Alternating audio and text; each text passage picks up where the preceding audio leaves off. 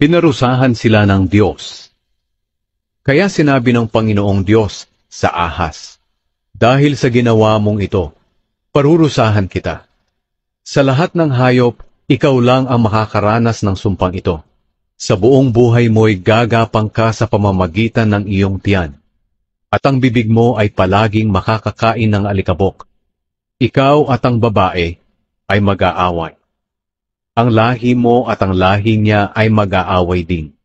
Dudurugin niya ang ulo mo, at tutuklawin mo ang sakong niya." Sinabi rin niya sa babae, "Dahil sa ginawa mo, dadagdagan ko ang paghihirap mo sa pagbubuntis, at mararamdaman mo ang sobrang sakit sa iyong panganganak. Pero sa kabila niyan, hahangarin mo pa rin ang iyong asawa, at maghahari siya sa iyo." Sinabi rin niya sa lalaki, "Dahil naniwala ka sa asawa mo, at kumain ng bunga ng punong kahoy na ipinagbawal ko sa inyo, susumpain ko ang lupa, kaya sa buong buhay mo ay magpapakahirap ka ng husto para makakain.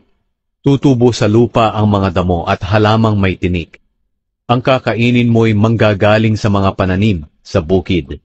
Kinakailangang magpakahirap ka ng husto para makakain, hanggang sa bumalik ka sa lupa na iyong pinagmulan.